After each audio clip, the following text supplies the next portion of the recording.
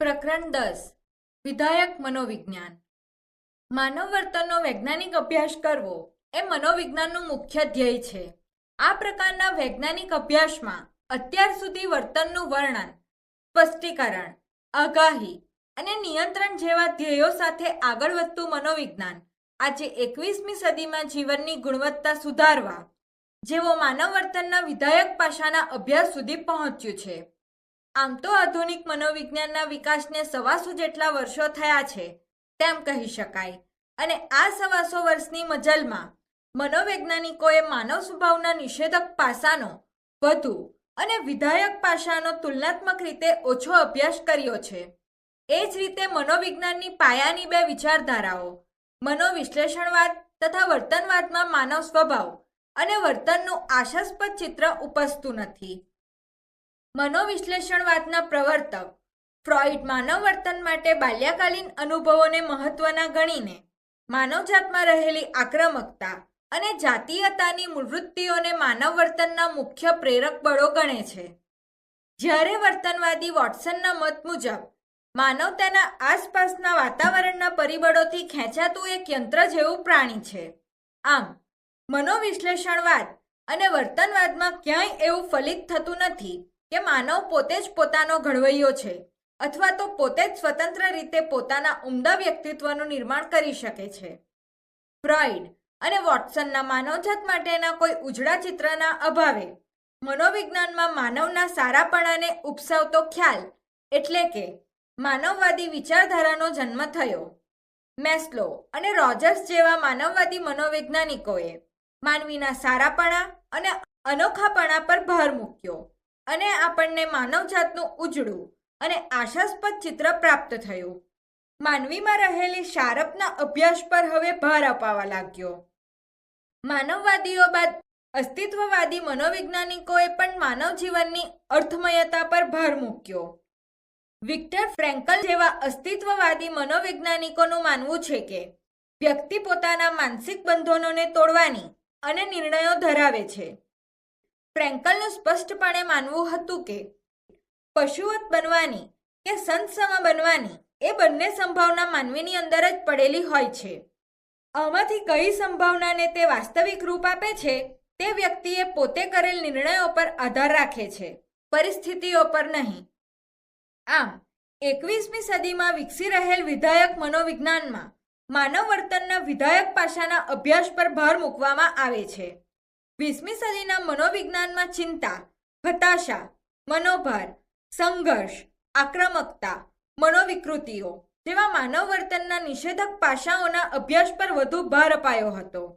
જ્યારે સમાજોપયોગી વર્તન, સુખ અને સુખાકારી, ખુશી અને હિંમત, આશાવાદ, સ્વસન્માન, બહિર્મુખતા જેવા વિધાયક પાસાઓ અભ્યાસ 21મી સદીના પ્રારંભથી વેગવાન બન્યો છે અને તેના કારણે જ મનોવિજ્ઞાનની એક નવી શાખા વિધાયક મનોવિજ્ઞાનનો પાયો નંખાયો છે.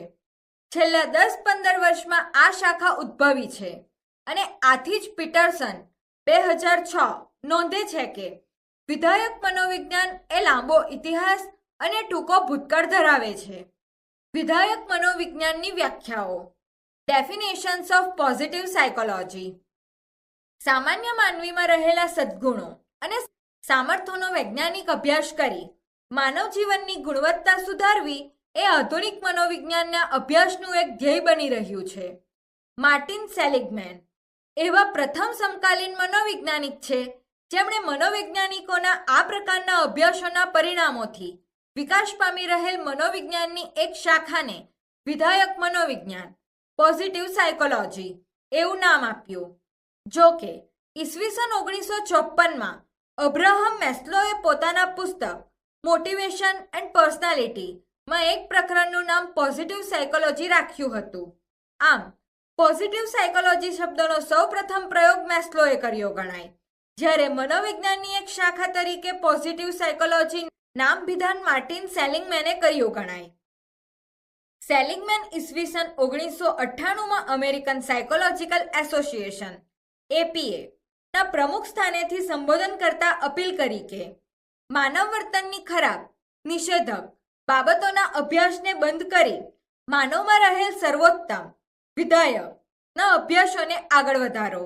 તેઓએ શ્રોતાગણને કહ્યું કે શા માટે મનોવિજ્ઞાને ખુશી અને હિંમત જેવી બાબતોનો અભ્યાસ ન કરવો જોઈએ. સેલિંગમેનને આશા હતી કે વિધાયક મનોવિજ્ઞાને મનોવિજ્ઞાનના કાર્યક્ષેત્રને માનસિક રોગોની સારવારથી પણ આગળ એવા તંદુરસ્ત માનવ કાર્ય સુધી વિસ્તારવામાં મદદ કરશે. અહીં આપણે વિધાયક મનોવિજ્ઞાનની વ્યાખ્યાઓ જોઈએ. વિધાયક મનોવિજ્ઞાન એ સામાન્ય માનવ સામર્થ્યો અને સદ્ગુણોના વૈજ્ઞાનિક અભ્યાસથી કશું વિશેષ નથી. શેલ્ડન અને કિંગ 2001. વિધાયક મનોવિજ્ઞાન એ વ્યક્તિઓ, જૂથો અને સંસ્થાઓના વિકાસ અથવા મહત્તમ કાર્ય માટે જવાબદાર એવી પરિસ્થિતિઓ અને પ્રક્રિયાઓનો અભ્યાસ છે. ગેબલ અને હેઇટ 2005. ઉપરયુક્ત વ્યાખ્યાઓથી સ્પષ્ટ થાય છે કે વિધાયક મનોવિજ્ઞાનને એવા અભ્યાસો કરવામાં રસ છે કે જેનાથી માનવીમાં રહેલી શક્તિઓ કે સામર્થ્યો, સદ્ગુણો અને ઉત્કૃષ્ટતા પ્રદાન કરતા પરિબળોને ઓળખી શકાય. આથી જ સેલિગમેન 2003 વિધાયક મનોવિજ્ઞાનના પાયાના સ્તંભોનું વર્ણન કરતા જણાવે છે કે વિધાયક મનોવિજ્ઞાનની ઇમારત 3 બાબતોના અભ્યાસોના આધારે ચણાઈ રહી છે. પહેલું, વિધાયક વ્યક્તિલક્ષી અનુભવો જેવા કે આનંદ, સુખકારી, સંતોષ, આશા અને આશાવાદ. બીજું, વિધાયક વ્યક્તિગત ગુણ લક્ષણો જેવા કે માનસિક સ્વાસ્થ્યને સંવર્ધિત કરતા વ્યક્તિગત સામર્થ્યો અને માનવ સદ્ગુણો. અને ત્રીજું, વિધાયક સામાજિક સંસ્થાઓ અને સમુદાયો કે જે વ્યક્તિગત સ્વાસ્થ્ય અને સુખના સંવર્ધન માટે કાર્યરત હોય. વિધાયક મનોવિજ્ઞાનના ધ્યેયો. માર્ટિન સેલિગમનના મતે વિધાયક મનોવિજ્ઞાનનું મુખ્ય ધ્યેય મનોવિજ્ઞાનના ક્ષેત્રને પુનઃ કેન્દ્રિત રીફોકસિંગ કરવાનું છે. તેનો અર્થ એ થયો કે અત્યાર સુધી માનસિક સમસ્યાઓ અને વિકૃતિઓના અભ્યાસને પ્રાધાન્ય આપતા મનોવિજ્ઞાને માનવ જીવન માટે કિંમતી એવી વિધાયક બાબતોના અભ્યાસ પર ધ્યાન આપવું જોઈએ. વિધાયક મનોવૈજ્ઞાનિકોએ શરીરલક્ષી મનોવિજ્ઞાનથી લઈને ચિકિત્સા મનોવિજ્ઞાન સુધીની મનોવિજ્ઞાનની દરેક શાખાઓમાં જોવા મળતી વિધાયક બાબતોને શોધીને અભ્યાસ કરવો જોઈએ. આમ વિધાયક મનોવિજ્ઞાન એ મનોવિજ્ઞાનની એક વિદ્યાશાખા પણ છે અને માનવ વર્તનના વિધાયક પાસાઓ પર પ્રકાશ પાડતા સંશોધન વિષયોનો સમૂહ પણ છે. બાumgartner અને ક્રોથસરના મતે એક વિકસતી વિદ્યાશાખા તરીકે વિધાયક મનોવિજ્ઞાનના નીચેના 2 ધ્યેયો હોઈ શકે. પહેલું, મનોવિજ્ઞાનના અભ્યાસ ક્ષેત્રના સંતુલનને પુનઃ સ્થાપિત કરવું. પ્રસ્તુત ધ્યેય સંશોધનો અને સિદ્ધાંતોના સુધારણા માંગી લેતા 2 ક્ષેત્રોમાં પ્રતિબિંબિત થતું જોવા મળે છે. પ્રથમ તો એ કે હાલના મુખ્ય સંશોધનો અને સિદ્ધાંતોમાં નિષેધક બાબતોને અપાતા પ્રાધાન્યને ઓછું કરવા માટે વિધાયક માનવ વર્તન વિશે સમજ વધારવાની જરૂર છે. બીજું એ કે સ્વસ્થ માનવ કાર્યના વર્ણન માટે એવી અનુભવજન્ય સંકલ્પનાત્મક સમજ અને ભાષાનો વિકાસ કરવો જે માનસિક માંદગી અંગેના વર્ગીકરણ અને સમજની બરાબરી કરી શકે. બીજું, સ્વાસ્થ્યવર્ધક સ્ત્રોતોની સમજ મેળવવી. વિધાયક મનોવૈજ્ઞાનિકોની એવી એક દલીલ છે કે રોગના કારણો વિશેની સમજ મેળવવા જેટલું જ અગત્યનું માનવીનું તંદુરસ્તીને જાળવી રાખતા કે વધારતા સ્ત્રોતોની સમજ મેળવવી તે છે. તેઓનું સ્પષ્ટ માનવું છે કે આપણે સ્વસ્થ જીવનશૈલીની અભિવૃદ્ધિ કરીને રોગને અટકાવવામાં રસ લેવો જોઈએ. સુખ અને સુખાકારી, હેપીનેસ એન્ડ વેલબીઈંગ. આપણે જ્યારે એકબીજાને મળીએ છીએ ત્યારે કેમ છો એમ પૂછીએ છીએ અને મોટાભાગે સામેથી મજામાં એવો પ્રત્યુત્તર મળે છે. આ મજામાં એવા પ્રત્યુત્તરના ઘણા બધા અર્થો થઈ શકે છે, જેમ કે તમારી તબિયત સારી છે, તમારો અભ્યાસ કે ધંધા રોજગાર સારા ચાલે છે, હાલમાં તમારા અન્ય સાથેના સામાજિક સંબંધો સારા છે વગેરે.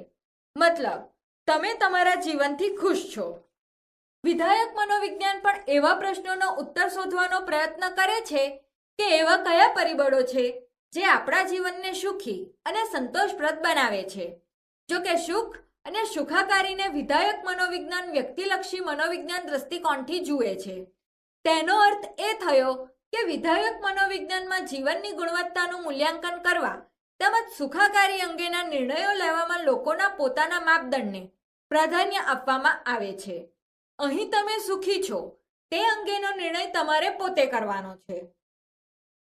પહેલું, સુખ અને સુખાકારીની વ્યાખ્યા. કારણો. Definition and cause of happiness and wellbeing. સુખ અને સુખાકારી, હેપીનેસ એન્ડ વેલબીંગ ને સમજતા પહેલા આપણે સુખ અને સુખાકારી અંગેના વસ્તુલક્ષી અને વ્યક્તિલક્ષી માપદંડને સમજીએ. સુખ અને સુખાકારી અંગેના આપણા વસ્તુલક્ષી માપદંડોમાં આવક, ઉંમર, વ્યવસાય, નોકરી, હોદ્દો જેવા આર્થિક અને સામાજિક સૂચકો ઇન્ડિકેટર્સનો સમાવેશ થાય છે. જ્યારે સુખ અને સુખાકારી અંગેના વ્યક્તિલક્ષી માપદંડોનો જીવન અંગેનો સંતોષ, વિધાયક આવેગિક અનુભવોની હાજરી અને નિષેધક આવેગિક અનુભવોનું ઓછું પ્રમાણ વગેરેનો સમાવેશ થાય છે. વિધાયક મનોવૈજ્ઞાનિકો સુખ અને સુખાકારીને વ્યક્તિલક્ષી, સ્વલક્ષી માપદંડોના સંદર્ભમાં સમજાવવાનો પ્રયત્ન કરે છે, કારણ કે વસ્તુલક્ષી સૂચકો વ્યક્તિના જીવનની હકીકતો જેવી કે આવક, ઉંમર, વ્યવસાય વગેરેનું વર્ણન કરે છે. પરંતુ આ માપદંડો કે સૂચકો વિશે વ્યક્તિ શું વિચારે છે તે જાણી શકાતું નથી. અહીં એ પણ ખાસ યાદ રાખવું જોઈએ કે સુખ અને સુખાકારીને વિધાયક મનોવૈજ્ઞાનિકો અલગ અલગ માનતા નથી.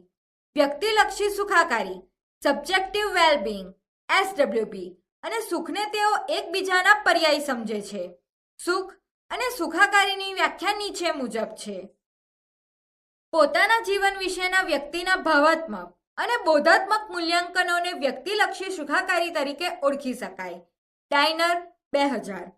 આમ ઉપર્યુક્ત વ્યાખ્યાનું વિશ્લેષણ કરતા કહી શકાય કે જ્યારે વ્યક્તિઓ વધુ આનંદ કે સુખ અને ઓછું દુઃખ અનુભવે, કોઈ રસપ્રદ પ્રવૃત્તિઓમાં જોડાયેલ હોય, ઘણી બધી ખુશી અને ઓછી પીડાનો અનુભવ કરતા હોય અને તેને પોતાના જીવનથી મહત્તમ સંતોષ હોય, ત્યારે તેઓ ભરપૂર વ્યક્તિલક્ષી સુખાકારી અનુભવે છે તેમ કહી શકાય. સુખ અને સુખાકારી અંગેના કારણો પણ ઉપર્યુક્ત સમજૂતીમાં સમાયેલા છે. બીજું, સુખના પ્રકારો, ટાઈપ્સ ઓફ હેપીનેસ. જ્યારે તમને કોઈ પ્રશ્ન પૂછે કે શું તમે તમારા હાલના જીવનથી સંતુષ્ટ છો, ત્યારે તમે જે કંઈ જવાબ આપો છો તેમાં 3 બાબતો મહત્વની બને છે. પહેલું, સારું જીવન એટલે શું? બીજું, સુખ એટલે શું? અને ત્રીજું, સંતોષપ્રદ જીવન એટલે શું? કોઈને પોતાના જીવનથી કેટલો સંતોષ છે તે જવાબ 2 બાબતો પર આધાર રાખી શકે. પહેલું, વ્યક્તિ પોતે કયા પ્રકારનું જીવન જીવવા માંગે છે, અને બીજું, લોકો તેને કઈ રીતે યાદ રાખશે તે અંગેની તેની અપેક્ષાઓ. આમ સુખ અંગેના ખ્યાલો વ્યક્તિગત વધુ ને વસ્તુલક્ષી ઓછા હોય છે. વિધાયક મનોવિજ્ઞાન સુખના નીચેના 2 પ્રકારો દર્શાવે છે. પહેલું, વ્યક્તિલક્ષી સુખ, હેડોનિક હેપીનેસ. આપણામાંના મોટા ભાગના લાંબા આયુષ્યની અપેક્ષા રાખી રહ્યા હશે. અકાળે અંત કોઈ ઈચ્છતું નથી. તેમ છતાં એ યાદ રાખવું જોઈએ કે દરેક વ્યક્તિ માટે લાંબા આયુષ્ય કરતાં ગુણવત્તાયુક્ત જીવન મહત્વનું છે. જીવનની ગુણવત્તાને જ્યાં સુધી લાગે વળગે છે ત્યાં સુધી સુખ એ કદાચ આપણા માટે સૌથી મહત્વનું હશે. મોટા ભાગના લોકો એવા સુખી અને સંતોષપ્રદ જીવનની અપેક્ષા રાખતા હશે કે જેમાં સારી બાબતો અને આનંદદાયક અનુભવો વધુ ને ખરાબ અનુભવો બહુ ઓછા હોય. લોકો સારા જીવનનો શું અર્થ કરે છે તે સુખને સમજવા માટે ઘણું મહત્વનું છે. વ્યક્તિગત સુખના સંદર્ભમાં સારા જીવનને વ્યાખ્યાયિત કરવું એ સુખાકારી અંગેના વ્યક્તિલક્ષી દ્રષ્ટિકોણ, હેડોનિક વ્યૂ ની મહત્વની બાબત છે. સુખ અંગેના વ્યક્તિલક્ષી દ્રષ્ટિકોણ મુજબ સુખ અને સંતોષ માટે મથતા રહેવું એ માનવ જીવનનું મુખ્ય ધ્યેય છે. વિધાયક મનોવિજ્ઞાનમાં સુખ અંગેના આ પ્રકારના દ્રષ્ટિકોણને વ્યક્તિલક્ષી સુખાકારી, સબ્જેક્ટિવ વેલબીંગ SWB તરીકે ઓળખવામાં આવે છે. વ્યક્તિલક્ષી સુખાકારીનો ખ્યાલ એ સુખ અંગેના ટૂંકા ગાળાના અથવા દૈહિક સુખના ખ્યાલ કરતાં ઘણો વ્યાપક ખ્યાલ છે. કોણ સુખી છે અને કઈ બાબતો લોકોને સુખી કરે છે તેવા પ્રશ્નોના જવાબ શોધવામાં મદદરૂપ થતા વિવિધ વ્યક્તિલક્ષી ગુણલક્ષણો અને અનુભવોનું નિરૂપણ કરતા અભ્યાસો આજે વિધાયક મનોવિજ્ઞાનમાં થાય છે. બીજું, સ્વપ્રગટીકરણ સુખ, યુડિએમોનિક હેપીનેસ. શું સારી જિંદગી માટે માત્ર સુખ જ પૂરતું છે? ધારો કે માત્ર સુખ જ હોય અને બીજું કંઈ ના હોય તો તમે ખુશ થશો અને સંતોષ પામશો? ચાલો સેલિગમેને સૂચવેલ એક કાલ્પનિક ઉદાહરણ લઈએ. ધારો કે તમને એક એવા અનુભવ મશીન એક્સપિરિયન્સ મશીનમાં મૂકવામાં આવે કે જે મશીન તમને સતત આનંદ અને ખુશીની સ્થિતિમાં રાખે અથવા તમને એવા તમામ વિધાયક આવેગોનો અનુભવ કરાવે જેની તમે ઈચ્છા રાખતા હો. પછી ભલે ને જીવનમાં બીજું શું બને છે તે અગત્યનું માનવામાં ન આવે. હવે વ્યક્તિલક્ષી સુખના દ્રષ્ટિકોણ પ્રમાણે તો આ મશીનમાં મુકાયા બાદ તમે દરેક સમયે અઢળક સુખનો અનુભવ કરતા રહેશો. તો શું તમે આ પ્રકારના મશીનમાં મુકાવાનું પસંદ કરશો? કદાચ થોડા સમય માટે આપણને આ બધું ગમશે, પરંતુ ઘણા બધા આવેગોમાંથી માત્ર એક જ આવેગ સુખનો અનુભવ કરવો અને જીવનની વિવિધ ઘટનાઓ પ્રત્યે માત્ર એક જ પ્રકારના આનંદ કે ખુશીની પ્રતિક્રિયા આપવી એ કદાચ ખરેખર જીવનના અનુભવોને નીરસ બનાવી દેશે. આમ આપણામાંના મોટા ભાગના આ પ્રકારના મશીનનો ત્યાગ કરશે, કારણ કે માત્ર સુખ અને વ્યક્તિગત ખુશી કરતાં પણ જીવન કંઈક વિશેષ છે. સુખ અંગેના સ્વપ્રગટીકરણના ખ્યાલનું વર્ણન એરિસ્ટોટલના લખાણોમાં જોવા મળે છે.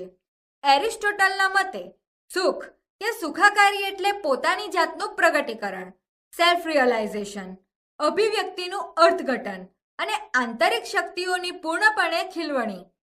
સ્વપ્રગટીકરણ સુખના સિદ્ધાંત મુજબ અંતરાત્મા ડાયમંડના અવાજ પ્રમાણે પ્રગટતું જીવન એ સારું જીવન ગણાય. તેનો અર્થ એ થયો કે સુખ કે સુખાકારી એ વ્યક્તિના સ્વ આવિષ્કાર સેલ્ફ એક્ચ્યુઅલાઇઝેશન પ્રત્યેના પ્રયત્નોને લીધે પરિણમતી એક પ્રક્રિયા છે કે જેમાં વ્યક્તિની પ્રતિભા, જરૂરિયાતો અને આત્મસાત કરેલા જીવન મૂલ્યો તેના જીવનના માર્ગને નક્કી કરે છે. આમ વ્યક્તિની આંતરિક શક્તિઓના પ્રગટીકરણથી સુખનો અનુભવ થાય છે. જ્યારે વ્યક્તિ ધ્યેયોને અનુસરીને તેને પ્રાપ્ત કરે છે અને પોતાની અનોખી આંતરિક શક્તિઓને ખીલવે છે ત્યારે તે સૌથી વધુ સુખી હોય છે. ત્રીજું, મનોવૈજ્ઞાનિક સુખાકારી માપનની રીતો. Measuring psychological wellbeing. વ્યક્તિગત સુખાકારી માપનના પ્રારંભિક સર્વેક્ષણોમાં સંશોધકો દ્વારા લોકોને સીધા સવાલો પૂછીને તેઓની સુખાકારી જાણવાનો પ્રયત્ન કરવામાં આવતો હતો. વ્યક્તિને પોતાની સુખાકારી, જીવન સંતોષ અને આવેગિક અનુભૂતિ અંગે સમગ્રલક્ષી મૂલ્યાંકન કરવાનું કહેવામાં આવતું. સર્વેક્ષણકર્તાઓના પ્રશ્નોમાં નીચેની બાબતો મુખ્ય હતી. પ્રશ્ન: તમામ બાબતોને ધ્યાનમાં લેતા તમે તમારી હાલની સ્થિતિથી કેટલા ખુશ છો? વિકલ્પ: બહુ ખુશ, સાધારણ ખુશ, બહુ ખુશ નથી. પ્રશ્ન: સમગ્ર રીતે જુઓ તો તમે તમારા જીવનથી કેટલા સંતુષ્ટ છો? વિકલ્પ: અત્યંત સંતુષ્ટ, સંતુષ્ટ, બહુ સંતુષ્ટ નહીં, બિલકુલ સંતુષ્ટ નહીં. પ્રશ્ન: નીચેનામાંથી કયો ચહેરો જીવન અંગેની તમારી સમગ્રલક્ષી અનુભૂતિને દર્શાવતો હોય તેવું લાગે છે? જો કે વર્તમાન સંશોધન અભ્યાસોમાં વ્યક્તિલક્ષી સુખાકારી SWBને 3 પ્રાથમિક તત્વો ધરાવતી બહુવિગત મલ્ટી આઇટમ તુલાઓ કે સંશોધનિકાઓ દ્વારા માપવામાં આવે છે. આ 3 તત્વો છે જીવન સંતોષ, વિધાયક ભાવ અને નિષેધક ભાવ. જીવન સંતોષ એ વ્યક્તિ પોતે પોતાના જીવનથી કેટલી સંતુષ્ટ છે તે અંગેના તેના બોધાત્મક નિર્ણય સાથે સંબંધ ધરાવે છે, જ્યારે વિધાયક અને નિષેધક ભાવ જેવા આવેગિક તત્વો લોકોની પોતાના જીવન અંગેની લાગણીઓને દર્શાવે છે, જેમાં વિધાયક ભાવ એ સુખાકારી અને પ્રસન્નતા જેવા ખુશનુમા આવેગોની વારંવારતા અને તીવ્રતાને દર્શાવે છે, જ્યારે નિષેધક ભાવ એ ખિન્નતા અને ચિંતા જેવા દુઃખદ, અપ્રિય આવેગોની વારંવારતા અને તીવ્રતાને દર્શાવે છે. વ્યક્તિલક્ષી સુખાકારી SWBને માપતી તુલાઓ અને સંશોધનિકાઓ આજે તો ઓનલાઈન પણ ઉપલબ્ધ છે. માર્ટિન સેલિગમેનની ઓથેન્ટિક હેપીનેસ વેબસાઇટ પર આ પ્રકારની તુલાઓ ઉપલબ્ધ છે. તમે પણ www.authentichappiness.sas.upenn.edu પર લોગિન થઈ તમારી સુખાકારીનો આંક જાણી શકો છો. અહીં આપણે વ્યક્તિલક્ષી સુખાકારી SWBના 3 તત્વો જેવા કે જીવન સંતોષ, વિધાયક ભાવ અને નિષેધક ભાવનું માપન કરતી અમુક તુલાઓ વિશે માહિતી મેળવીશું. પહેલું, જીવન સંતોષ માપન તુલા. માત્ર એક જ વિધાન કે વિગત આઇટમ ને આધારે થતું જીવન સંતોષનું માપન આજે બહુવિગત મલ્ટી આઇટમ ધરાવતી વધુ વિશ્વસનીય અને યથાર્થ તુલાઓ સુધી પહોંચ્યું છે. આવી જ એક વ્યાપક ઉપયોગમાં લેવાતી તુલા એ ડાયનર અને અન્ય 2002 દ્વારા વિકસાવવામાં આવેલ જીવન સંતોષ તુલા છે. કુલ 5 વિગત ધરાવતી આ તુલામાં વ્યક્તિને તેના જીવન અંગેનું સમગ્રલક્ષી મૂલ્યાંકન કરવાનું કહેવામાં આવે છે. તમને પણ તમારી જાતે તમારું મૂલ્યાંકન કરવાની મજા આવશે. તમારે દરેક વિધાન સાથે તમારી સંમતિ કે અસંમતિની માત્રા નીચે આપેલ 1 થી 7 મૂલ્યાંકનોનો ઉપયોગ કરીને દર્શાવવાની છે. જેમ કે 7 સંપૂર્ણ સહમત, 6 સહમત, 5 આંશિક સહમત, 4 સહમત પણ નહીં અને અસહમત પણ નહીં, તટસ્થ, 3 આંશિક અસહમત, 2 અસહમત, 1 સંપૂર્ણ અસહમત. 5 વિધાનો આ મુજબ છે. મોટાભાગે મારું જીવન મારા આદર્શોની નજીક છે. મારા જીવનની પરિસ્થિતિઓ ઘણી ઉત્તમ છે. મને મારા જીવનથી સંતોષ છે. અત્યાર સુધી મને મારા જીવનમાં મહત્વની વસ્તુઓ મળી છે. જો મને મારી ઈચ્છા મુજબ જીવવા મળે તો હાલ જે છે તેમાં બદલાવ ઈચ્છતો નથી. તમારા પ્રતિભાવોના પ્રાપ્તાંકને જાણવા માટે 5 વિગત પર તમારા મૂલ્યાંકનનો સરવાળો કરો. ડાયનર તથા અન્ય 2002ના જણાવ્યા મુજબ 20 થી નીચેનો પ્રાપ્તાંક એ જીવન અંગેના તમારા અસંતોષને દર્શાવે છે. 20નો સ્કોર એ જીવન અંગેની તમારી તટસ્થ સ્થિતિ, કોઈ સંતોષ નહીં અને અસંતોષ પણ નહીં તે દર્શાવે છે. જ્યારે 20 થી ઉપરનો સ્કોર જીવન પ્રત્યેના સંતોષનો સૂચક છે. સંતોષ અસંતોષની માત્રા જાણવા માટે નીચે મુજબ અર્થઘટન કરવામાં આવે છે. પ્રાપ્તાંક 5 થી 9 અર્થઘટન આત્યંતિક અસંતોષ. પ્રાપ્તાંક 10 થી 14 અર્થઘટન ઘણો અસંતોષ. પ્રાપ્તાંક 15 થી 19 અર્થઘટન આંશિક અસંતોષ. પ્રાપ્તાંક બિલકુલ 20 અર્થઘટન કોઈ સંતોષ નહીં અને અસંતોષ પણ નહીં. પ્રાપ્તાંક 21 થી 25 અર્થઘટન આંશિક સંતોષ. પ્રાપ્તાંક 26 થી 30 અર્થઘટન ઘણો સંતોષ. પ્રાપ્તાંક 31 થી 35 અર્થઘટન આત્યંતિક સંતોષ. બીજું, વિધાયક નિષેધક ભાવ માપન તુલા. આવેગિક અનુભવોને માપવા માટે ઘણા પ્રકારની તુલાઓનો ઉપયોગ કરવામાં આવે છે.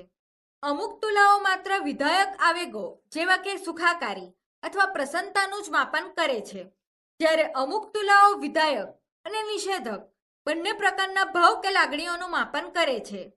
ભાવ કે લાગણીઓનું માપન કરવા માટે વધુ ઉપયોગમાં લેવાતી પદ્ધતિમાં વ્યક્તિએ પોતે અમુક ચોક્કસ સમયગાળા દરમિયાન અનુભવેલ વિવિધ આવેગોની વારંવારતા અને તીવ્રતાનું મૂલ્યાંકન રેટિંગ કરવાનું કહેવામાં આવે છે. દાખલા તરીકે ડાયનર અને ઇમોન્સ 1984 આવેગિક તીવ્રતા માપવા માટે 9 પ્રકારના વિશેષણોનો ઉપયોગ કર્યો હતો. વિધાયક ભાવ માટેના વિશેષણોમાં ખુશ, આનંદી, પ્રસન્ન અને ઉત્સાહી વગેરે તથા નિષેધક ભાવ માટેના વિશેષણોમાં ચિંતાતુર, નિરુત્સાહી, આક્રમક, ઈર્ષાળુ, નાખુશ અને ખિન્ન વગેરેનો ઉપયોગ કર્યો હતો. આ પ્રકારની તુલાનું એક અન્ય ઉદાહરણ એટલે વિધાયક નિષેધક ભાવને માપતી અને વ્યાપકપણે ઉપયોગમાં લેવાતી વિધાયક ભાવાવેશતા અને નિષેધક ભાવાવેશતા અનુસૂચિ. Positive affectivity and negative affectivity schedule PANAS. PANAS દ્વારા તમને પણ તમારો પ્રાપ્તાંક જાણવાની મજા પડશે. હવે હાલ કેવું અનુભવો છો તે જાણવા માટે તમારે નીચે આપેલ 1 થી 5ની મૂલ્યાંકન તુલાનો ઉપયોગ કરીને તમારો પ્રત્યુત્તર જણાવવાનો છે. બહુ ઓછું અથવા બિલકુલ નહીં, 2 ઓછું, 3 સાધારણ, 4 અમુક અંશે, 5 આત્યંતિક.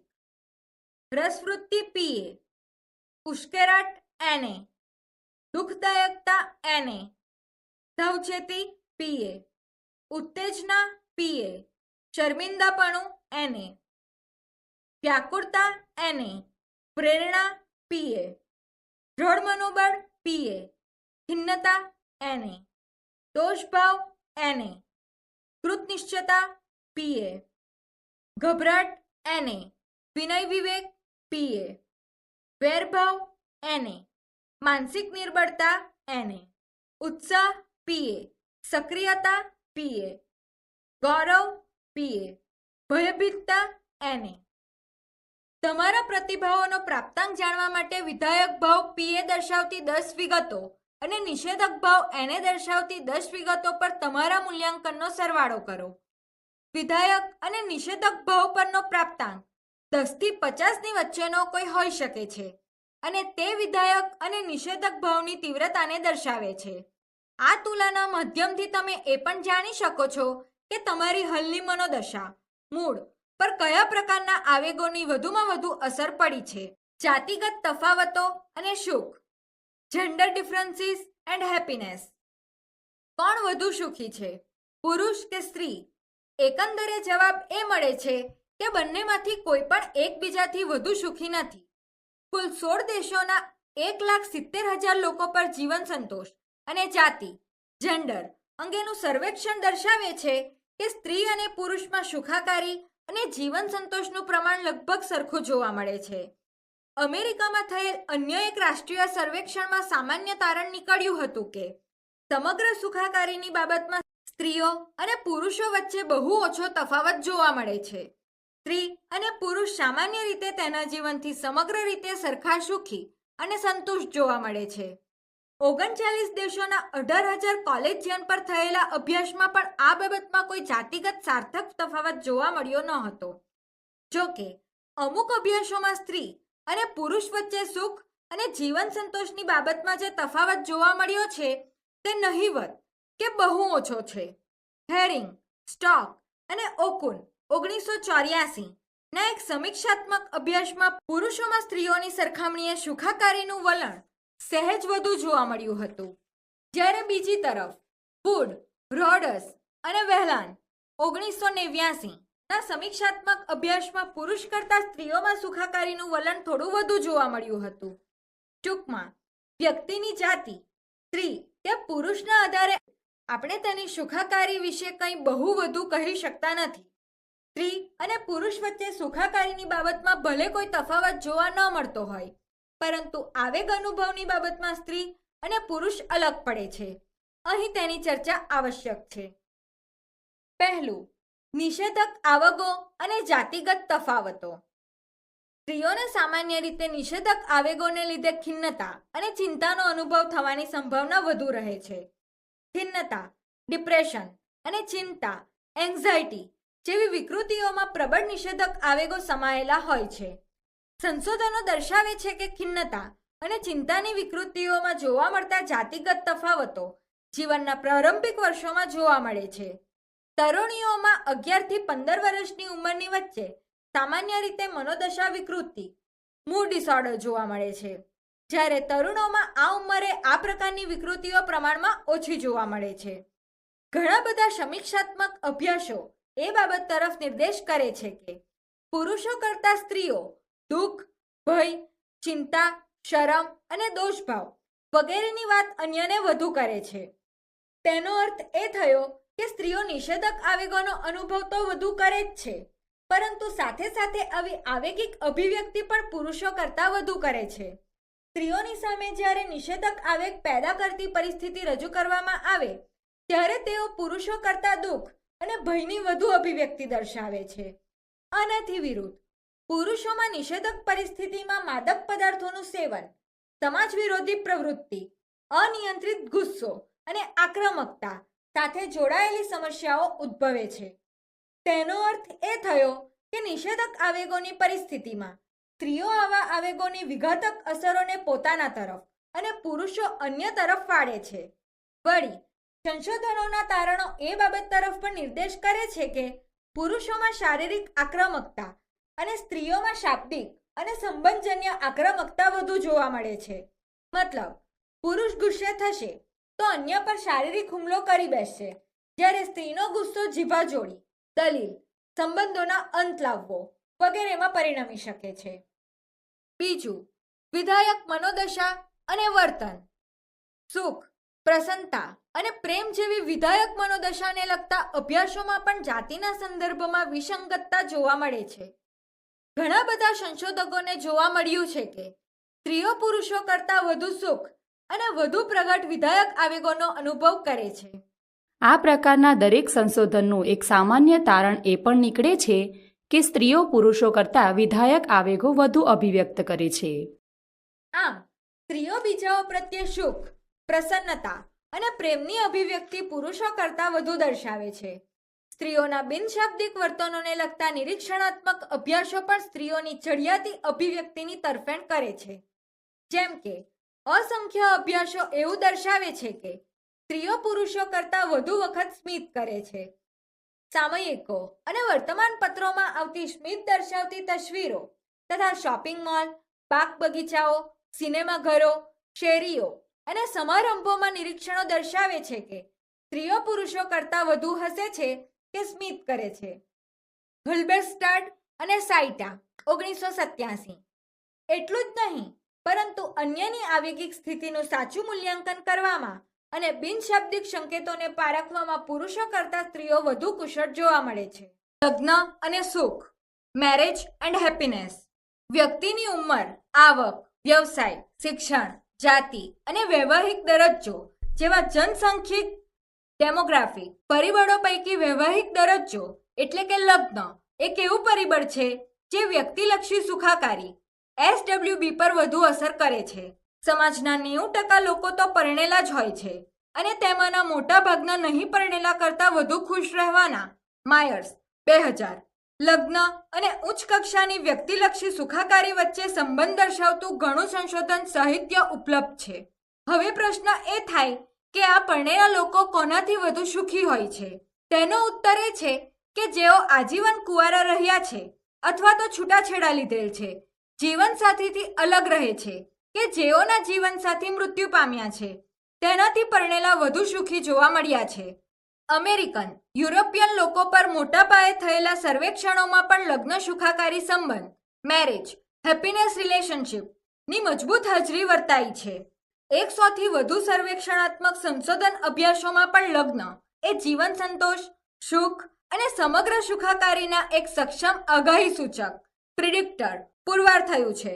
લગ્નની વિધાયક અસરો ઘણી વધુ છે. અમેરિકાના 35,000 લોકો પર થયેલા નેશનલ સર્વેમાં પોતે ખૂબ ખુશ છે તેવું કહેનારા પુખ્ત વયના પરણેલા લોકોની ટકાવારી 40%, ક્યારે નહીં પરણેલા લોકોની ખુશીની ટકાવારી 26% કરતાં બમણી જોવા મળી હતી. એટલું જ નહીં, સંશોધકોએ આવક અને ઉંમર જેવા અન્ય પરિબળોની સખ્ત મિશ્રિત અસરને નિયંત્રિત કરીને અભ્યાસ કર્યો તો પણ લગ્ન અને સુખાકારી વચ્ચે સાર્થક સંબંધ જોવા મળ્યો હતો. નોકરી અને સ્વાસ્થ્ય જેવા જીવનના અન્ય ક્ષેત્રોની તુલનામાં પણ પરણેલા હોવું અને પરિવાર હોવો એ જીવન સંતોષ અને સુખ સાથે જોડાયેલી એક અગત્યની બાબત છે. અહીં આપણે લગ્નના ફાયદાઓની ચર્ચા કરીશું. પહેલું, લગ્નના ફાયદાઓ. હવે પ્રશ્ન એ થાય કે લગ્ન અને સુખ વચ્ચેના આટલા મજબૂત સંબંધ માટે કઈ બાબતો જવાબદાર છે? શું લગ્નની ખરેખર ફાયદાકારક અસરો છે? તો શું જેઓ પરણી જાય છે તેઓ સુખી થઈ જવાના?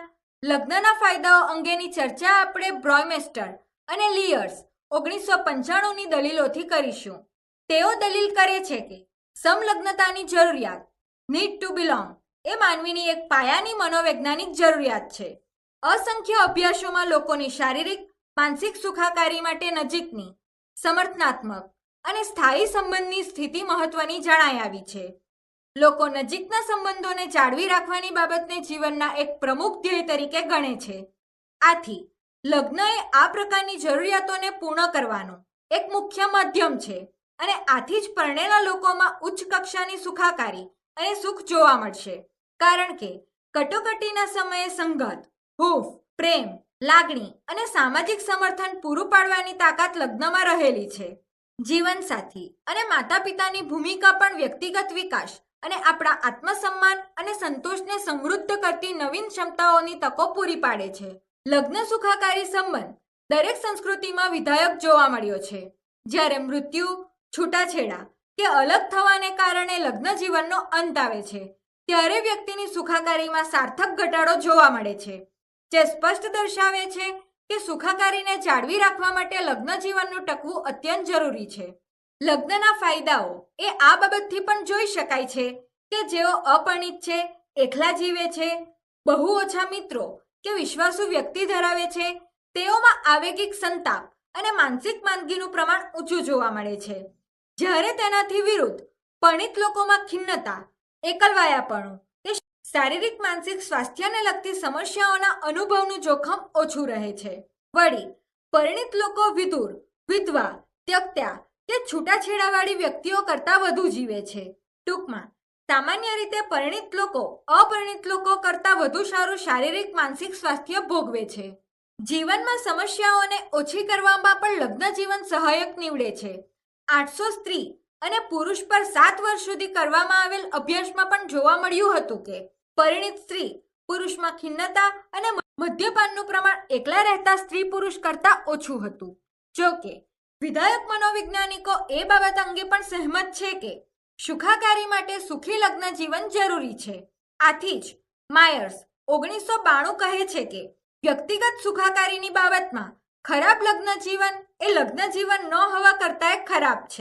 સુખ અને સંસ્કૃતિ, હેપીનેસ એન્ડ કલ્ચર. સંસ્કૃતિ શબ્દની સ્પષ્ટ વ્યાખ્યા કે અર્થ આપવો એ ઘણું કઠિન છે, કારણ કે માનવ સમાજની રચના જટિલ અને બહુઆયામી છે. સામાન્ય રીતે સંસ્કૃતિને કોઈ સામાજિક જૂથ કે સમાજ દ્વારા પાડવામાં આવતા સામાજિક નિયમો, ધોરણો, ભૂમિકાઓ અને મૂલ્યોના રૂપમાં દર્શાવવામાં આવે છે. આવા સામાજિક નિયમો, ધોરણો, ભૂમિકાઓ અને મૂલ્યો પેઢી દર પેઢી સંક્રમિત થતા રહે છે. બે રાષ્ટ્રો કે કોઈ રાષ્ટ્રના અમુક સામાજિક જૂથો વચ્ચે સાંસ્કૃતિક ભિન્નતાઓ વધતા ઓછા પ્રમાણમાં જોવા મળે છે. રાષ્ટ્રીય વારસો, ભાષા, ધર્મ, સમુદાય, વંશ અને વંશીયતા, જાતિ, ઉંમર, ભૌગોલિક વૈવિધ્ય, ઐતિહાસિક ઘટનાઓ જેવા પરિબળો આ સાંસ્કૃતિક ભિન્નતાઓ માટે જવાબદાર હોય છે. કિટાયામા અને માર્કુસ 2000 ના મંતવ્ય પ્રમાણે કોઈ ચોક્કસ સંસ્કૃતિમાં થયેલો ઉછેર વ્યક્તિને જગત અને જીવનને સમજવાની રીતોના અંતરીકરણ તરફ દોરી જાય છે. માતા પિતા, શાળા, સમવયસ્કો અને સમૂહ માધ્યમો દ્વારા મળતી સૂચનાઓને લીધે વ્યક્તિ જે તે સંસ્કૃતિની રીતો આત્મસાત કરે છે. જીવનના શરૂઆતના વર્ષોમાં બાળક તેની સંસ્કૃતિના લોકોમાં જોવા મળતા મનોવલણો, ધોરણો અને મૂલ્યોનો એક હિસ્સો હોય છે અને બાદમાં આ લોકોની વિચારવાની, કાર્ય કરવાની અને લાગણી તથા આવેગોની અભિવ્યક્તિની રીતોથી પ્રભાવિત થાય છે. આમ સંસ્કૃતિ એ આપણા ધ્યેયો અને મૂલ્યો પર અસર કરે છે. ઇચ્છનીય અને અનિચ્છનીય વ્યક્તિગત ગુણ લક્ષણો અને વર્તનો વિશે વિચારવાની આપણી રીતોને ઘડે છે તથા એક સફળ જીવનનો અર્થ અને સિદ્ધિ વિશેની આપણી અપેક્ષાઓને નક્કી કરે છે. વિધાયક મનોવૈજ્ઞાનિકો માટે એ સમજવું ઘણું અગત્યનું છે કે કઈ રીતે સંસ્કૃતિ લોકોના સુખ વિશેના વિચારોને અને સુખ પ્રાપ્ત કરવાની રીતોને ઘડે છે. કિટાયામા અને માર્કુસ 2000 એ સાંસ્કૃતિક ભિન્નતાઓના વ્યક્તિવાદી, ઇન્ડિવિજ્યુઅલિસ્ટિક અને સમૂહવાદી, કલેક્ટિવિસ્ટિક એવા બે પ્રકાર દર્શાવ્યા છે. વ્યક્તિવાદી સંસ્કૃતિમાં વ્યક્તિની વ્યક્તિગત ઓળખ પર અને સમૂહવાદી સંસ્કૃતિમાં સામાજિક ઓળખ પર ભાર મૂકવામાં આવે છે. જ્યારે તમે એવું કહો છો કે હું ક્રિકેટર છું, બુદ્ધિશાળી છું કે શરમાળ છું, ત્યારે તમે તમારી વ્યક્તિગત ઓળખ આપો છો. પરંતુ હું ગુજરાતી છું, હું મારા માતા પિતાનું એકનું એક સંતાન છું કે કોઈ ચોક્કસ સામાજિક વર્ગમાંથી આવું છું, એ પ્રકારના તમારા વિધાનો તમારી સામાજિક ઓળખને દર્શાવે છે. અમેરિકા યુરોપની પશ્ચિમી સંસ્કૃતિ વ્યક્તિવાદી સંસ્કૃતિ છે, જ્યારે ભારત અને અન્ય એશિયન દેશોની સંસ્કૃતિ સમૂહવાદી છે. પહેલું, પશ્ચિમી સંસ્કૃતિ અને સુખાકારી, વેસ્ટર્ન કલ્ચર એન્ડ હેપીનેસ. ખુશ રહેવું, વિધાયક મનોવલણ ધરાવવું અને પોતાની જાત માટે સારું અનુભવવું એ અમેરિકન સંસ્કૃતિના કેન્દ્રીય મૂલ્યો છે. અમેરિકન સમાજ કે સંસ્કૃતિમાં જ્યાં પુષ્કળ તકો અને વિપુલ વ્યક્તિગત સ્વતંત્રતા રહેલી છે, ત્યાં લોકો સમક્ષ તેને સુખી અને સંતુષ્ટ રાખી શકે તેવી બાબતોની પસંદગી એ સહેલી બાબત છે. અમેરિકનને કઈ બાબતો સુખી અને સંતુષ્ટ રાખશે તે તેઓની સંસ્કૃતિના સ્વ વિશેના વ્યક્તિગત મોડેલથી અસર પામે છે. વ્યક્તિગત સુખાકારી SWB એ અમેરિકન માટે પોતાની જિંદગી વિશેનો એક વ્યક્તિગત નિર્ણય છે. અમેરિકનોના માનવા પ્રમાણે મને જે બાબત ખુશ કરે છે તે બાબત કદાચ તમને ખુશ ન પણ કરે, કારણ કે સુખ અને સુખાકારીને અમેરિકનો ઘણી વ્યક્તિગત બાબત સમજે છે. ઘણા બધા પ્રકારના સંશોધનોથી અમેરિકન શૈલીની સુખાકારીના સામાન્ય લક્ષણો તારવવામાં આવ્યા છે. સુખાકારીની બાબતમાં અમેરિકન બાળકોને 2 પ્રકારના પાઠ ભણાવવામાં આવે છે. પ્રથમ તો એ કે તમારી જાત માટે સારું અનુભવવું એ કોઈ પણ પ્રકારની પસંદગી માટેનું અગત્યનું ધ્યેય અને યથાર્થ માપદંડ છે. એટલે કે તમે કોઈ પણ નિર્ણય લો છો ત્યારે તે નિર્ણયની તમારા વ્યક્તિગત સુખાકારી અને સંતુષ્ટિ પર શું અસર થાય છે તે ધ્યાનમાં રાખવું અગત્યનું છે. બીજું એ કે તમારી વ્યક્તિગત ક્ષમતાઓ અને વ્યક્તિત્વ ગુણ લક્ષણો, તમારી વ્યક્તિગત ઓળખ ને જાણવા એ પણ સુખી થવાનું એક અગત્યનું ધ્યેય છે. અમેરિકન સંસ્કૃતિમાં બાળકોને પોતાની વિવિધ શક્તિઓ અને વ્યક્તિત્વ ગુણ લક્ષણોને ઓળખીને તેના વિકાસ પર ભાર મૂકવામાં આવે છે, જેથી બાળકો પોતાના માટે શું અગત્યનું છે તે જાણી શકે અને અન્યના પ્રભાવથી મુક્ત એવા સ્વતંત્ર વ્યક્તિત્વ નિર્માણ તરફ આગળ વધી શકે. આમ અમેરિકન સંસ્કૃતિની વ્યક્તિવાદી માન્યતા મુજબ સુખાકારી એ પોતાની જાત પ્રત્યેની વફાદારીનું પરિણામ છે. બીજું, પૌર્વાત્ય સંસ્કૃતિ અને સુખાકારી ઈસ્ટર્ન કલ્ચર એન્ડ હેપીનેસ. અમેરિકાની વ્યક્તિવાદી સંસ્કૃતિમાં વ્યક્તિગત સુખાકારીને એક અગત્યનું સાંસ્કૃતિક મૂલ્ય અને આદર્શ ગણવામાં આવે છે. બાળકોને તેમના આવેગની મુક્ત અભિવ્યક્તિ કરવી, તેમની સિદ્ધિઓનું ગૌરવ લેવું, બીજાઓથી અલગ તરી આવવું અને પોતાની જાત માટે વિધાયક તથા સ્વવિકાસલક્ષી દ્રષ્ટિબિંદુ કેળવવું વગેરે માટે પ્રોત્સાહિત કરવામાં આવે છે. અમેરિકન સંસ્કૃતિની આ રીત એશિયન સંસ્કૃતિ કરતાં ઘણી અલગ છે. એશિયન સંસ્કૃતિ, જેમાં ભારત, ચીન, જાપાન વગેરેનો સમાવેશ થાય છે, માં વ્યક્તિગત સુખાકારી કરતાં સર્વની સુખાકારીને પ્રાધાન્ય આપવામાં આવે છે. અહીં બાળકોને તેમના આવેગોનું નિયમન કરવું કે મર્યાદામાં રાખવા, બીજાઓને અનુકૂળ થવું, પોતાના જૂથની સિદ્ધિનું ગૌરવ લેવું અને પોતાની જાત પ્રત્યે સ્વ આલોચક સેલ્ફ ક્રિટિકલ અને સ્વનિર્મૂલન સેલ્ફ ઇફેસિંગ મનોવલણ અપનાવવું વગેરે માટે પ્રોત્સાહિત કરવામાં આવે છે. પૌર્વાત્ય અથવા એશિયન સંસ્કૃતિમાં સુખાકારીની બાબતમાં નીચેના સાંસ્કૃતિક મૂલ્યો કે આદર્શો મહત્વના છે. સાંસ્કૃતિક આદર્શો. એશિયન સંસ્કૃતિઓમાં સુખાકારી એ જીવનનું બહુ અગત્યનું ધ્યેય નથી અને જીવનની સંતુષ્ટિને પણ બાહ્ય અને સર્વસામાન્ય અપેક્ષાઓના સંદર્ભમાં જોવામાં આવે છે. આમ એશિયન વ્યક્તિગત સુખાકારીને બહુ અગત્યની ગણતા નથી. આવેગિક અભિવ્યક્તિ. લાગણી અને આવેગની પ્રચુર અભિવ્યક્તિ એ એશિયન સંસ્કૃતિમાં કદાચ પરિપક્વતા અથવા સભ્યતાની ઉણપ તરીકે જોવામાં આવે છે. એમાં કોઈ બે મત નથી કે એશિયન પણ આવેગોની અભિવ્યક્તિ અને સુખાકારીનો આનંદ લે છે, પરંતુ આ આવેગો એ તેમના જીવનના મહત્વના ધ્યેયો તરીકે કાર્ય કરતા નથી. જૂથ ગૌરવ અને સંવેદના. આવેગોની અભિવ્યક્તિ અને સુખાકારીનું મૂલ્યાંકન એ સંબંધો સાથે ગાઢ રીતે જોડાયેલી બાબત છે. એશિયન સંસ્કૃતિમાં તમે તમારી જાતને કઈ રીતે મૂલવો છો તેના કરતાં બીજાઓ તમને કઈ રીતે મૂલવે છે તે અગત્યનું બની રહે છે. એશિયન સંસ્કૃતિમાં બીજાઓ સાથેના પરાનુભૂતિયુક્ત સંબંધો પર ભાર મૂકવામાં આવે છે.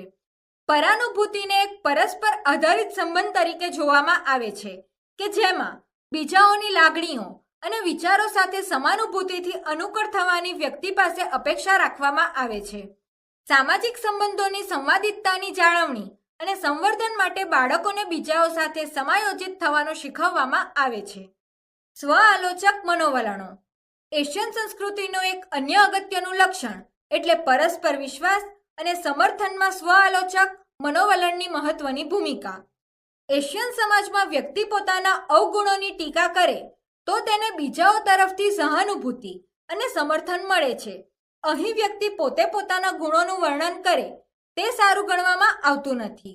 એક જૂની અમેરિકન કહેવત છે કે જો તમે કશું વિધાયક ન બોલી શકતા હોય તો તમારે કશું બોલવાની જરૂર નથી. જ્યારે એશિયન સંસ્કૃતિ કે સમાજમાં રહેતા લોકો કહેશે કે જો તમે તમારી ઉણપોને કબૂલી શકતા નથી તો તમારે બીજાઓ પાસેથી સહાનુભૂતિની અપેક્ષા ન રાખવી જોઈએ. આમ આપણે કહી શકીએ કે અમેરિકન પોતે શું માને છે તેને અને એશિયન લોકો શું માને છે તેને સુખાકારી માટે મહત્વનું ગણે છે.